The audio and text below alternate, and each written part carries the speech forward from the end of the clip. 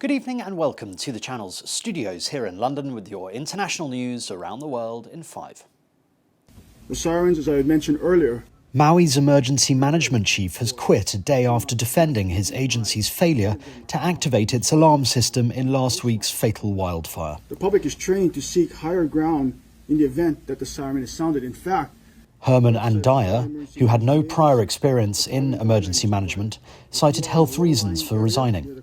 In the days since, residents of the Hawaii island have said a stronger emergency response could have saved more lives. At least 111 people have been declared dead. More than 1,000 people remain missing. There are more than 1,000 wildfires currently active across Canada in the country's worst fire season on record. Authorities are battling fires across the country, from British Columbia in the west to Quebec in the east. Residents of Yellowknife in the Northwest Territory have been ordered to evacuate as a fire 15 kilometres from the town approaches.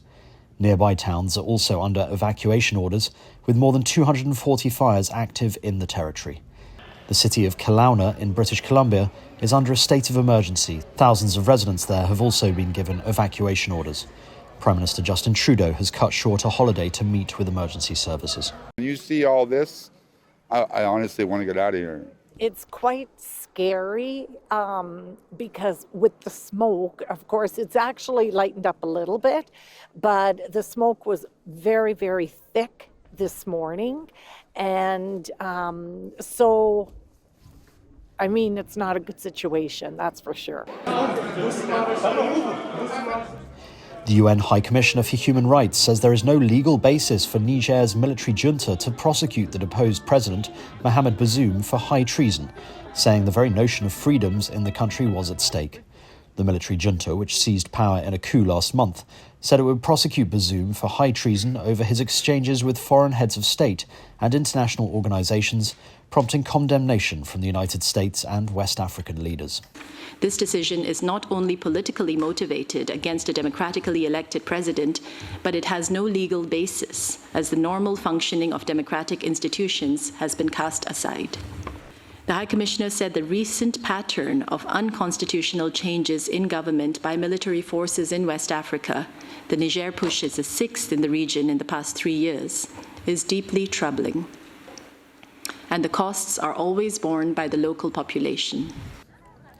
An official has said at least 1,400 people have been starved to death in Ethiopia's northern Tigray since food aid was suspended because it was being stolen. The UN's World Food Programme and the US's leading aid agency halted food aid to Tigray about 4 months ago. A subsequent investigation by Tigrayan authorities found that almost 500 people were involved in the theft. Officials in the US state of Georgia are investigating online threats made against members of the grand jury that indicted Donald Trump. Personal information, including the addresses and photos of the jurors, were shared on right-wing platforms. Fulton County Sheriff's Office said it was aware of the threats and was trying to track down those behind them. The names of jurors were published in the indictment, a routine practice in Georgia.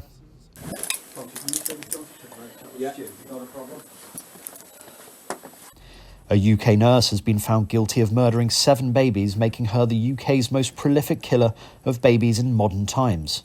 Lucy Letby, here seen being arrested by police, killed the babies by injecting them with air between June 2015 and June 2016 when she was working at the Countess of Chester Hospital. She has also been found guilty of attempting to murder another 6 babies. The jury was undecided on the attempted murder of a further 4 babies. The 33-year-old, originally from Hereford, denied all 22 charges against her, blaming the deaths on hospital hygiene and staffing levels. And India's space agency has released the latest images of the moon as its 3rd lunar mission starts descending towards the little-explored South Pole. The pictures have been taken by Vikram Chandrayaan-3's lander, which began the last phase of the mission on Thursday. Vikram, which carries a rover in its belly, is due to land near the South Pole on the 23rd of August. And that's your international news around the world in 5. Now back to the channel studios in Lagos.